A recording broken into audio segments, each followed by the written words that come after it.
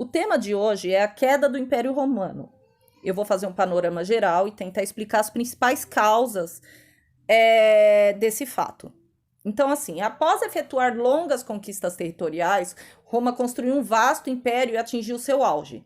Só que logo após ele entra num longo período de crise que vai terminar com a sua queda no século V depois de Cristo. O que provocou essa crise em um império tão poderoso? Afinal, o que provocou essa decadência do Império Romano? É isso que a gente vai conferir a partir de agora. Eu vou elencar algumas causas e mais para frente eu vou destrinchando essas causas. Primeiro, a enorme extensão do império. Segundo, uma crise econômica escravista. Terceiro, a disputa entre chefes militares pelo controle do poder.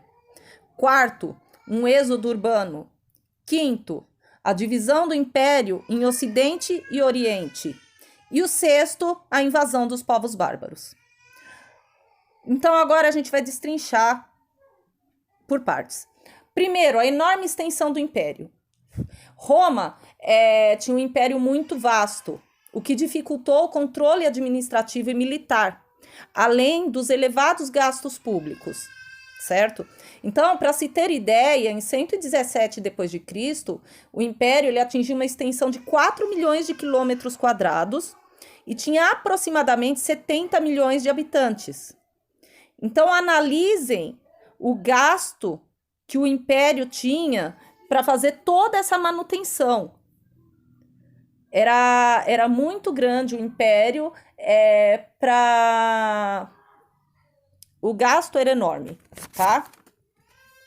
Uma longa crise econômica, o segundo tópico, que foi provocada pela escassez de escravos, certo? A economia romana, ela, em boa parte da sua história, ela girava sempre em torno da mão de obra escrava. E a escassez dela provocou uma queda de produção, uma diminuição do comércio e o aumento na inflação. Essa crise vai afetar toda a estrutura política, econômica e social do império. E detalhe que essa crise ela vai estar diretamente ligada na questão da instabilidade do exército, que a gente vai ver mais para frente, e o fim da expansão territorial, que, portanto, a gente não tem expansão territorial, a gente não vai ter escravos. Se a gente não tem escravos, a economia vai entrar em crise. Se a economia entrou em crise, vai afetar vários pontos sociais, econômicos e políticos do império, tá? Terceiro ponto, as disputas entre os chefes militares pelo controle de poder. Isso vai enfraquecer o exército, além de provocar aquela instabilidade política. Por quê? Porque a política e o exército em Roma, eles sempre estiveram ligados, tá? Então, por exemplo, a gente vai ter longos períodos em que imperadores são retirados ou colocados do poder conforme vontade e interesse de algumas pessoas, de terceiras pessoas, certo? Poucos vão terminar o seu mandato, a maioria era assassinada, tá? Quarto ponto, o êxodo urbano, causado também pela crise econômica e um clima de insegurança que reinou nas cidades, causada também pelas invasões dos povos bárbaros, que a gente vai ver mais para frente.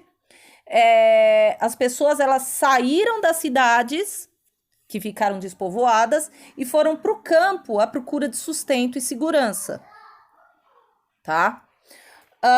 Quinto ponto, a divisão definitiva do Império Romano. Então, assim, em 395 d.C., o Império Romano ele vai se dividir em duas partes, tá? Que é o que vocês estão vendo no mapa que eu coloquei aí. Uma vai ser o Império Romano do Ocidente, com a sede em Roma, que vai ficar com Honório no poder, e o Império Romano do Oriente, com a sede em Constantinopla, sob o comando do Arcádio. Sexto tópico, invasões dos povos bárbaros. Bom, o Império Romano ele já estava decadente e já estava enfraquecido devido a todos esses tópicos que a gente estava falando até agora, tá? Os povos bárbaros vão se aproveitar dessa situação e é aí que eles vão saquear e dominar Roma, entre aspas, dominar, né? Vão invadir e ficar dentro do Império. Afinal, quem são esses povos bárbaros, tá? Primeira coisa, a gente vai desmistificar o termo bárbaro, que ele não tem a conotação pejorativa que tem hoje, tá? Bárbaro no Império Romano significa aquela pessoa que não fala o latim ou o grego e não tem os mesmos hábitos e costumes dos romanos, tá? São povos que vivem fora das fronteiras do império, têm economia rudimentar, são pastores, agricultores, não tem moeda, em si eles ainda usam a troca, certo? Não tem escrita. Então eu vou citar alguns deles para vocês terem noção, como são, por exemplo, os visigodos, ostrogodos, francos, vândalos, érulos, eslavos, lombardos, anglos e saxões. E o que eles querem, afinal, invadindo o território romano? Principalmente só usar suas terras, ou somente se protegerem de outras invasões, como os hunos, que vinham da Ásia e invadiam os territórios deles. Eles queriam segurança. Para finalizar, vale uma ressalva sobre o Império Romano do Oriente. Ele vai ser passado a ser chamado de Império Bizantino e vai durar até 1453, que vai ser o ano em que os muçulmanos são liderados por Maomé II, que conquistaram a cidade de Constantinopla.